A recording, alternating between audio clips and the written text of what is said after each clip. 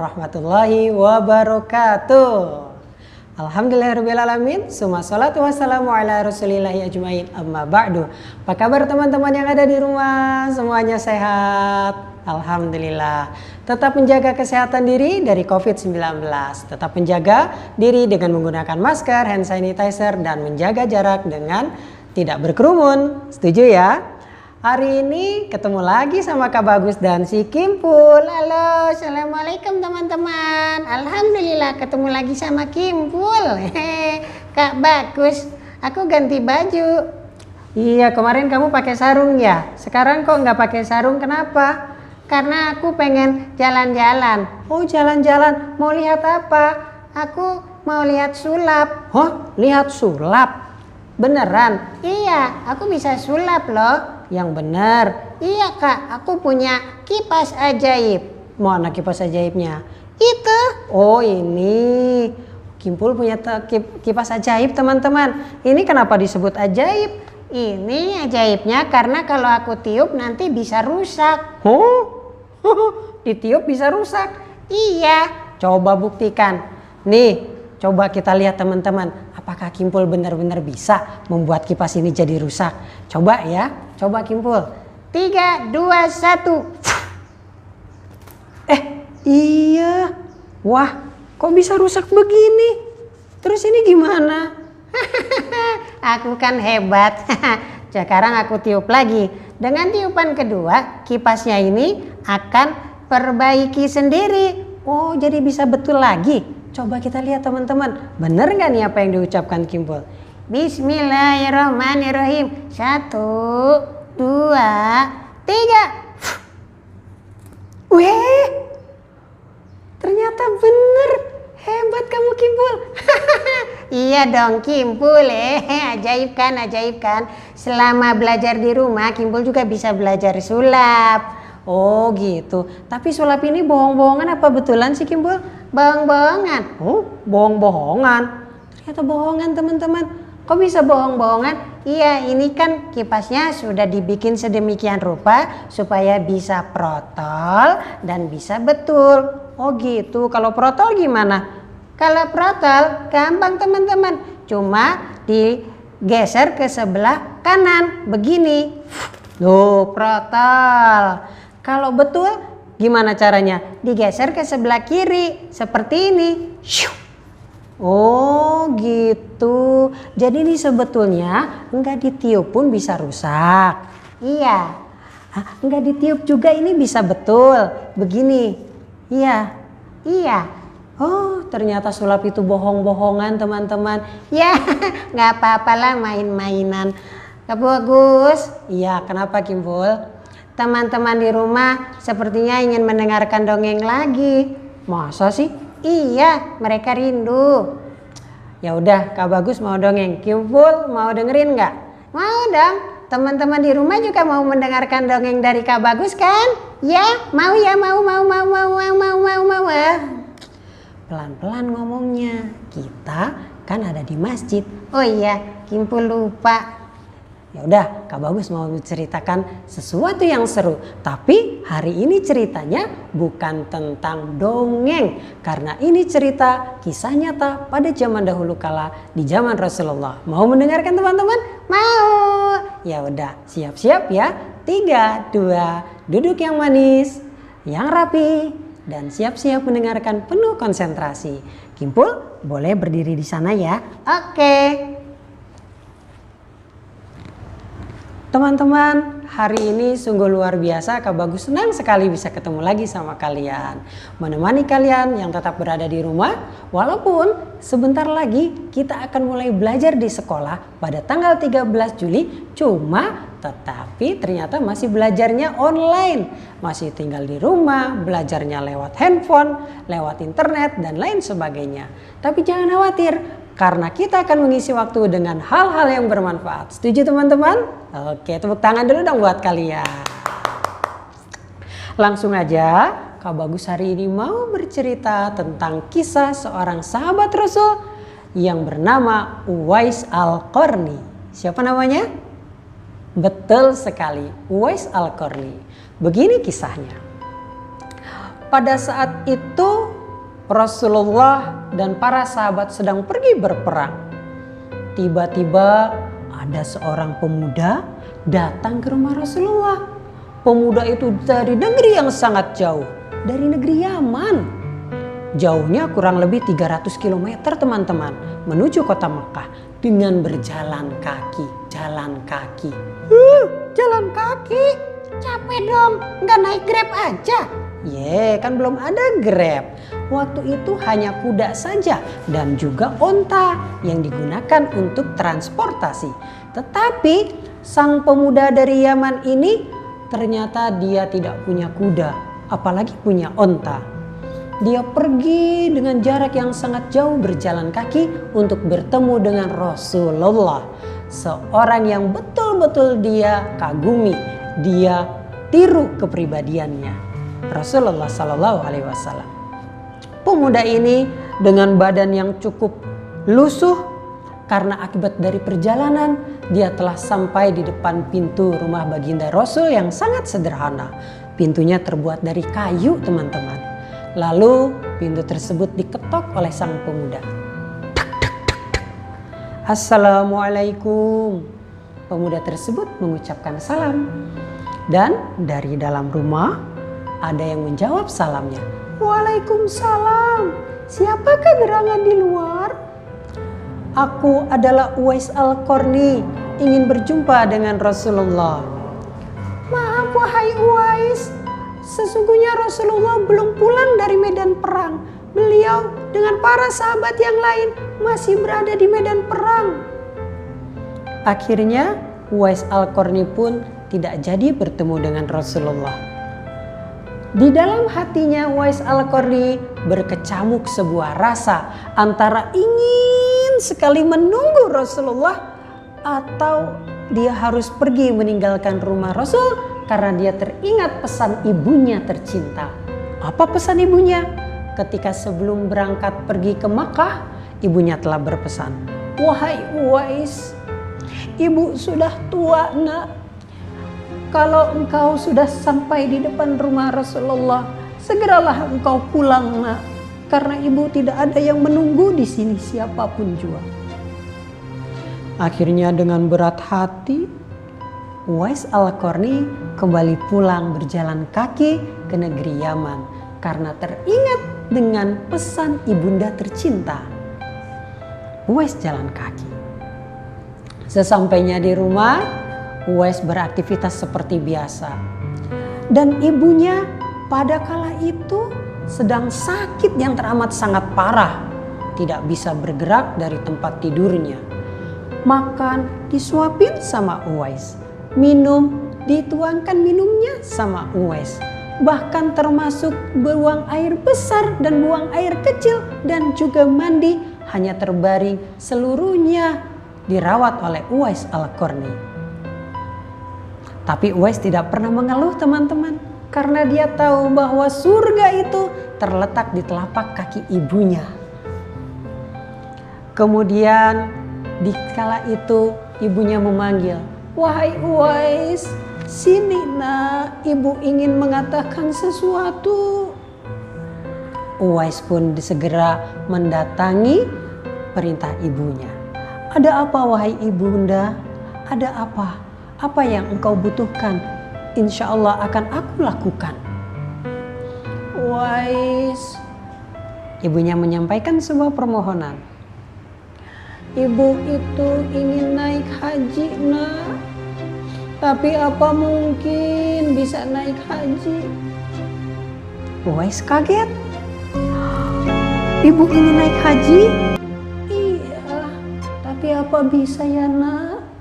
Karena keadaan ibu seperti ini dan kita pun tidak punya apa-apa untuk bekal perjalanan." Uwais langsung berdiri dan mengatakan kepada ibunya, "Baik ibu, aku akan membawa ibu untuk pergi menunaikan ibadah haji." Uwais langsung berdiri dan mengatakan dengan sangat mantap, "Baik ibu, aku akan membawa ibu untuk menunaikan ibadah haji." Lalu Uwais keluar dari rumah, dia kemudian bingung bagaimana caranya aku bisa membawa ibuku untuk pergi naik haji. Sedangkan kami tidak punya apa-apa, jangankan unta ataupun kuda, uang pun kami tidak ada untuk bekal perjalanan dari negeri kami menuju Mekah. Ya Allah ya Rob. Uwais Al-Qarni berdoa kepada Allah teman-teman dengan penuh keyakinan. Ya Allah ya Rob, berilah hamba petunjuk ya Allah untuk bisa membawa ibunda tercinta dalam keadaan sakit menunaikan ibadah hajimu ya Allah. Setelah itu Uwais Al-Qarni beraktivitas seperti biasa. Dan tiba-tiba sungguh di luar dugaan, orang-orang yang tadinya hanya satu saja yang minta tolong kepada Uwais untuk menggembalakan domba atau kambing, tiba-tiba hari itu Uwais mendapatkan banyak permintaan dari tetangga-tetangganya. Ada yang meminta tolong untuk memetikkan kurma. Wahai Uwais, kesini. Oh iya Pak, ada apa Pak? Ada yang bisa saya bantu? Jawab Uwais dengan penuh antusias. Oh tentu saja Uwais, kebetulan saya punya kebun kurma mau panen. Dan hari ini yang biasa memetik kurma saya itu sakit. Tolong kamu gantikan ya. Baik Paman, akan saya lakukan sesegera mungkin. Uwais penuh semangat teman-teman. Dia pergi menuju kebun kurma yang dimaksud dan mengambil buah-buah kurma. Dan di luar dugaan sang pemilik kurma, ternyata pekerjaan Uwais itu sangat cepat dan juga rapi. Wah luar biasa Uwais, kamu sangat cepat kerjanya dan hasilnya juga tertata rapi. Wah kalau begini saya untung besar. Ini Uwais, untukmu bayaran dariku. Paman terima kasih. Ya Allah, alhamdulillah ya Allah. Hari ini ada rezeki untukku dan juga ibuku. Uwais kemudian pulang, tetapi ternyata walaupun dia dalam keadaan miskin, walaupun dia dalam keadaan susah, Uwais punya sebuah kebiasaan yang sangat unik. Apa itu teman-teman? Uang yang dia dapatkan dia bagi 3. Sepertiga untuk makan dia dan ibunya, sepertiga lagi untuk hari esok, dan sepertiga lagi untuk diberikan kepada orang yang lebih tidak mampu daripada dia. Hebat kan Uwais? Walaupun dalam keadaan susah, miskin, menderita, tetapi dia tetap selalu ingat sedekah. Kemudian waktu pun berlalu hingga akhirnya Uwais mendapatkan beberapa dirham uang. Alhamdulillah ya Allah, aku punya uang yang cukup untuk membeli anak sapi. Oh, anak sapi? Kok anak sapi? Emangnya mau diapain? Uwais akan membeli anak sapi teman-teman. Dia betul-betul mendatangi pasar hewan dan dibelinya seekor anak sapi. Paman, aku ingin membeli anak sapinya. Ya boleh. Kamu mau beli yang mana? Kalau yang ini berapa Paman? Oh yang ini agak besar nih. Ini harganya ya sekitar 3 juta aja deh. Hah? 3 juta? Uangku kurang Paman. Kalau kurang tuh yang beli yang itu aja, yang kurus. Yang kecil tuh sebelah sana. Yang itu yang kurus berapa Paman? Yang kurus itu yang murah aja deh buat kamu, kasihan, cukup 500.000 aja. Kalau begitu uangku cukup, ini Paman. Lalu Uwais pun membawa seekor anak sapi dibawa pulang. Di tengah perjalanan dia sangat gembira sekali karena rencananya setahap demi setahap mulai terwujud. Apa rencana besarnya? Akan membawa ibunya untuk pergi menunaikan ibadah haji. Ingat itu. Lalu dirawatnya anak sapi ini. Setiap hari, apa coba teman-teman yang dilakukan oleh Uwais Al-Qarni dengan anak sapi tersebut? Diberi makan, diberi minum, dirawat. Tetapi yang paling mengherankan, Uwais Al-Qarni punya kebiasaan aneh sekali. Sejak dia membeli anak sapi, Uwais Al-Qarni punya kebiasaan aneh. Bahkan saking anehnya, tetangga-tetangganya menyebut dia dengan sebutan G-I-L-A. Hi. Uwais Al-Qarni dianggap sudah menjadi gila. Coba lihat tuh si Uwais Al-Qarni. Masa pagi-pagi begini sudah gendong-gendong anak sapi? Ya, Uwais Al-Qarni begini. Ejek tetangganya. Tidak hanya 1-2 orang, hampir seluruh tetangga-tetangganya mencibir Uwais Al-Qarni, mengejek Uwais Al-Qarni. Kenapa? Karena setiap hari Uwais Al-Qarni menggendong anak sapi tersebut naik ke sebuah bukit dan turun lagi. Sapi kecil, bismillahirrahmanirrahim, yuk kamu akan aku gendong. Sapinya diambil teman-teman. Emoh. Sapinya bunyi. Jangan bilang emoh dong sapi, bilangnya mau gitu ya. Emoh. Kok bilang emoh lagi? Ya namanya juga sapi.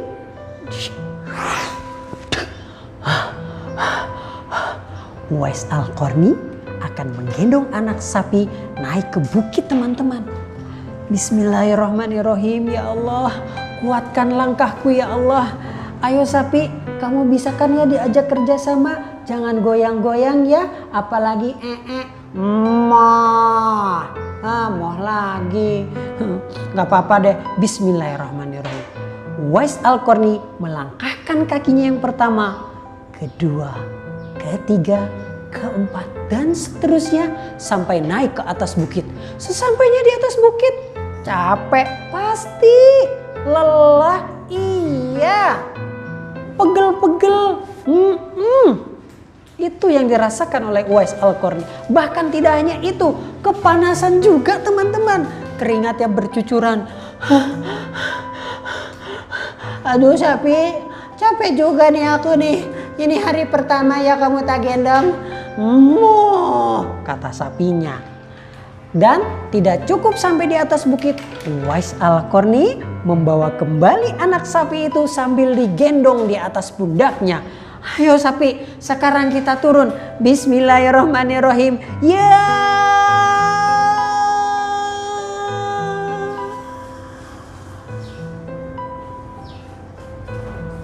Uwais Al-Qarni melakukan hal tersebut sampai kurang lebih sekitar 7 bulan lamanya. 7 bulan? Masa gendong-gendong sapi? Betul.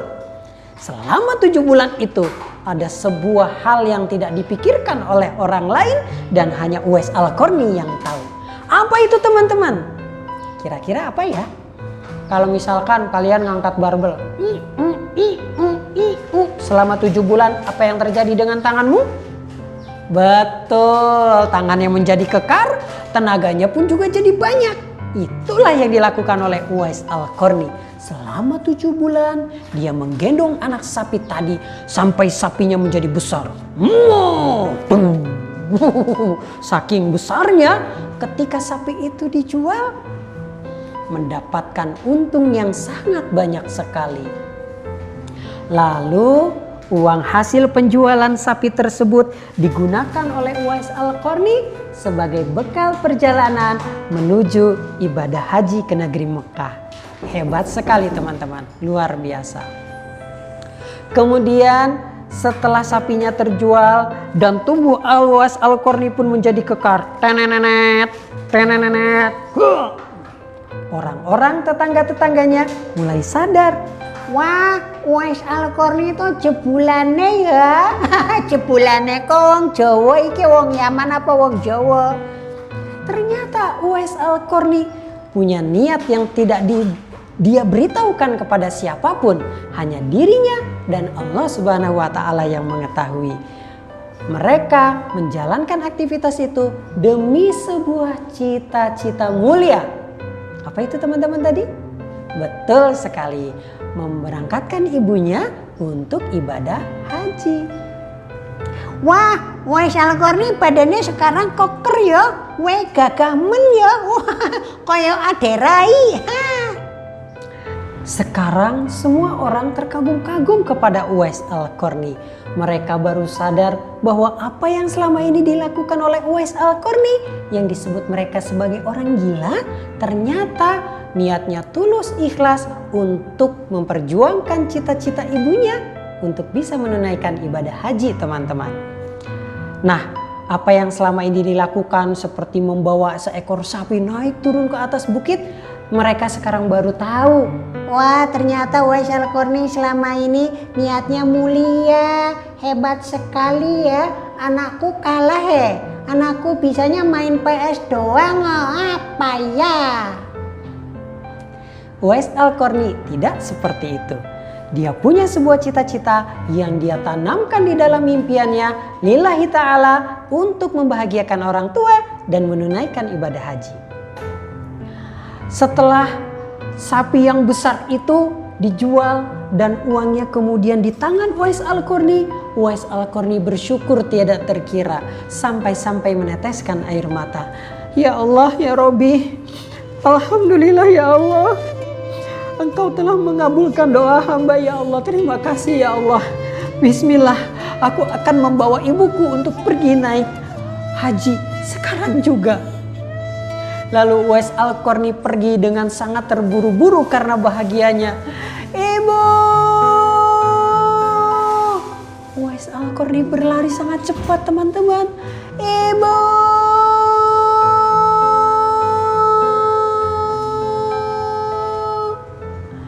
Aku sudah punya uang.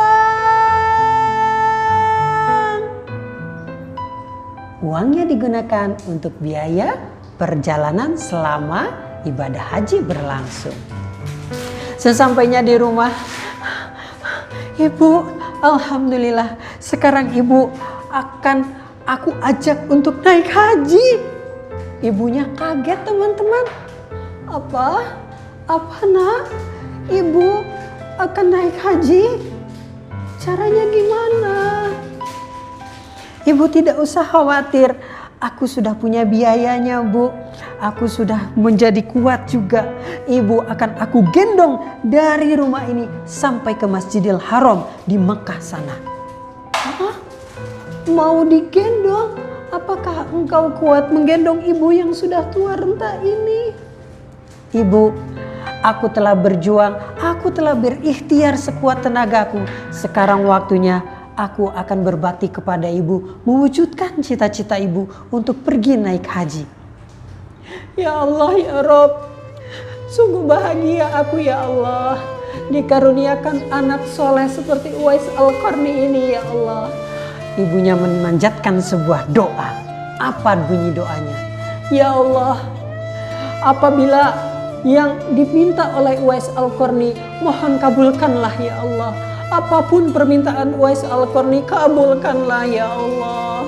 Karena dia tidak pernah membuat hatiku menjadi sakit. Dia tidak pernah mengecewakanku sedikit pun. Justru selama ini aku hidup, selalu dia jaga, selalu dia lindungi, selalu dia rawat diriku dengan sebaik-baiknya. Dan hari ini ya Allah, saksikanlah olehmu ya Allah. Anakku adalah anak yang soleh. Dia akan membawaku untuk beribadah, menunaikan kewajibanmu yaitu ibadah haji ya Allah. Maka aku mohon sekali lagi, apapun yang Uwais Al-Qarni minta, tolong kabulkanlah ya Allah ya Rabb. Subhanallah teman-teman, doa seorang ibu pasti akan diijabah oleh Allah tanpa pernah ditunda-tunda. Maka kalian semua yang ada di rumah selalu berusaha berbuat baik kepada ayah dan bunda. Jangan pernah sakiti hati mereka, jangan pernah membuat mereka kecewa. Kenapa? Karena surga ada di telapak kaki ibu. Dan doa seorang ibu pasti menggetarkan langit dan akan dikabulkan oleh Allah Subhanahu wa Ta'ala tanpa pernah ditunda oleh Allah walaupun sejenak. Kita lanjutkan ya.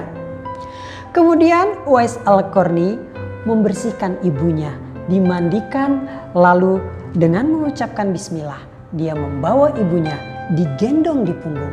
Ibu, ayo, ibu sudah siap untuk perjalanan ibadah haji? sudah siap wahai anakku, ayo kita berangkat. Ibunya pun digendong oleh Uwais Al-Qarni. Bismillah. Oh. Berat tidak nak ibu? Ibu tidak berat kok, masih beratan si sapi yang kemarin bu, gendut sapinya. Kalau ibu kan gak gendut. Uwais Al-Qarni bisa aja bercandanya sama si ibu. Kemudian Uwais Al-Qarni pun berjalan sambil mengucapkan talbiyah.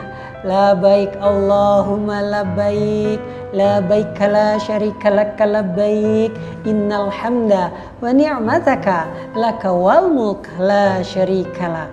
Begitu juga dengan ibunya teman-teman. Perjalanannya tidak sebentar. Jika dilakukan oleh Uwais Al-Qarni saat sendirian, butuh waktu 3 hari 3 malam untuk bisa sampai ke Masjidil Haram. Dan tentu saja berbeda ketika menggendong ibunya, perjalanan pun jadi jauh lebih lama. Berhari-hari teman-teman. Bahkan dalam sebuah asar mengatakan perjalanan yang dilakukan oleh Uwais Al-Qarni dari rumahnya menuju ke Mekah dilakukan selama 14 hari alias 2 minggu. Wow, jalan kaki, Nggak naik Grab? enggak naik rang dang dang dang dang dang dang, enggak naik enggak naik enggak naik belum ada kereta, belum ada mobil, belum ada ojek, apalagi Grab, belum ada semua itu. Jalan kaki. Begitu sampai di depan pintu Masjidil Haram, ibunya berlinang air mata, bahagia, terharu, nikmat luar biasa. Kenapa? Karena selama ini yang diimpi-impikan adalah melihat Ka'bah secara langsung, menyentuh Ka'bah dengan telapak tangan, merasakan betapa harumnya kiswah, betapa wanginya orang-orang yang sedang menunaikan ibadah haji. Terasa menggetarkan seluruh tubuh sang ibunda. Dan dia kemudian mengulangi lagi doanya. Ya Allah ya Rabb, aku mohon ya Allah, apapun yang diminta oleh putraku Uwais Al-Qarni, kabulkanlah ya Allah. Kabulkanlah ya Allah. Kemudian setelah berdoa sambil menitikkan air mata, sang ibunda bertanya kepada Uwais Al-Qarni yang masih setia menggendong ibundanya. Dia bertanya kepada Uwais, "Wahai anakku, tidakkah engkau ingin memanjatkan doa? Karena ini adalah tempat mulia, tempat yang dimana Allah mengabulkan semua doa-doa kaum muslimin yang menunaikan ibadah haji. Panjatkanlah doamu nak untuk dirimu sendiri." Uwais Al-Qarni kemudian menjawab teman-teman. Apa jawabannya? Seperti ini. "Wahai ibu, sesungguhnya aku tidak akan berdoa karena ridhomu telah cukup bagiku." Uwais Al-Qarni hanya mencari ridhonya sang ibu. Karena dia tahu Rasulullah pernah bersabda, "Ridhollah fi ridhol walidain, wa suhtullah fi suhtil walidain." Ridhonya Allah terletak pada ridhonya kedua orang tua. Dan murkanya Allah terletak pada murkanya kedua orang tua.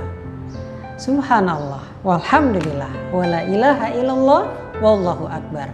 Uwais Al-Qarni menjadi pribadi yang mulia karena dia selalu berbakti, mengabdikan dirinya sepenuh hati untuk membahagiakan ibunya tercinta teman-teman. Sampai kemudian ibunya wafat dan Uwais Al-Qarni tetap hidup sebatang kara. Dia kemudian berkelana mengelilingi negeri-negeri yang jauh.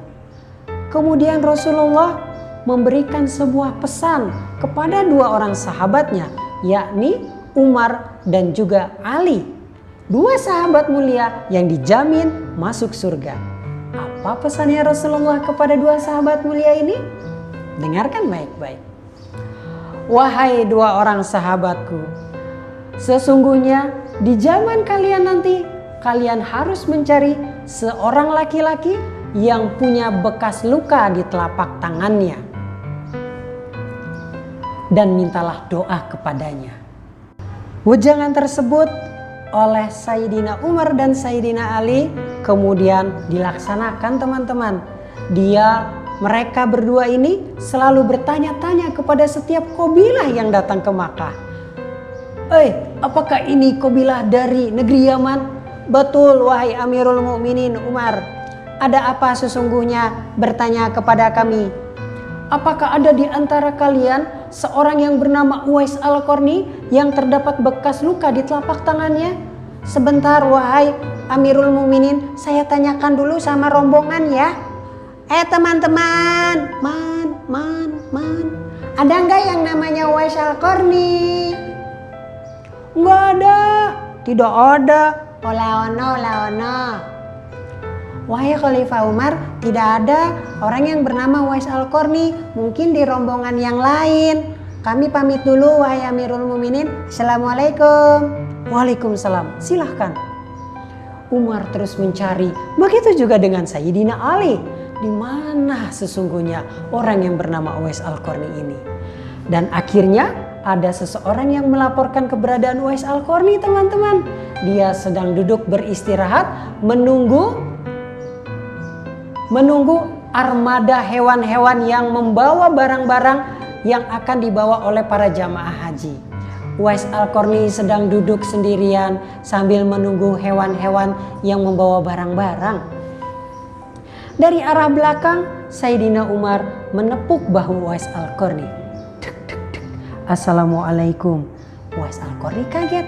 Waalaikumsalam. Ada apa ya? Betulkah engkau yang bernama Uwais? Betul. Dan engkau pasti Amirul Mukminin Sayyidina Umar. Dan engkau pasti Sayyidina Ali. Ada apa wahai pemimpin umat muslim mendatangi hamba yang seperti ini adanya? Kami mendapatkan amanah dari Rasul wahai Uwais. Sesungguhnya kami diminta untuk memohonkan doa darimu. Tolong wahai Uwais, doakanlah kami berdua. Uwais Al-Qarni langsung tertunduk malu sekali. Wahai Amirul Mukminin, aku hanyalah orang biasa. Lihat, aku pun pakaianku compang-camping. Aku tidak layak mendoakan kalian, wahai Amirul Mukminin, wahai Sayyidina Ali. Sesungguhnya kalian adalah sahabat yang mulia. Harusnya aku yang hina ini memohonkan doa kepada kalian. Wahai Uwais Al-Qarni, sesungguhnya apa yang dikatakan oleh Rasulullah pasti benar. Engkau jauh lebih mulia daripada kami. Amirul Mukminin, sungguh amat malu aku dikatakan seperti itu. Aku tidak punya kemuliaan apa-apa. Aku hanya orang hina seperti ini. Umar dan juga Ali tetap meminta kepada Uwais Al-Qarni untuk terus didoakan. Aku mohon Uwais Al-Qarni, doakanlah kami. Kami yakin ada sesuatu yang tidak diketahui oleh kami tentang keutamaan dan kemuliaan dirimu. Akhirnya dengan satu syarat Uwais Al-Qarni mau mendoakan kedua sahabat ini. Apa syaratnya teman-teman? Syaratnya adalah setelah didoakan Sayyidina Umar dan Sayyidina Ali tidak boleh memberitahukan kepada siapapun tentang keberadaan Uwais Al-Qarni. Kemudian setelah didoakan oleh Uwais Al-Qarni, keduanya berpamitan dan Uwais Al-Qarni pun melanjutkan perjalanannya. Subhanallah teman-teman, sebuah kemuliaan luar biasa didapatkan oleh seorang anak miskin. Tidak punya harta, tidak pernah diberikan mainan apapun, hidup dalam keadaan menderita. Sejak dari kecil sudah yatim piatu. Bahkan ketika besar pun dia harus merawat ibunya yang sakit-sakitan, tidak bisa apa-apa, hanya terbaring. Namun Allah Subhanahu wa Ta'ala tidak pernah ingkar dengan janjinya. Barang siapa yang memuliakan orang tua, maka dia akan dimuliakan oleh Allah Subhanahu wa Ta'ala.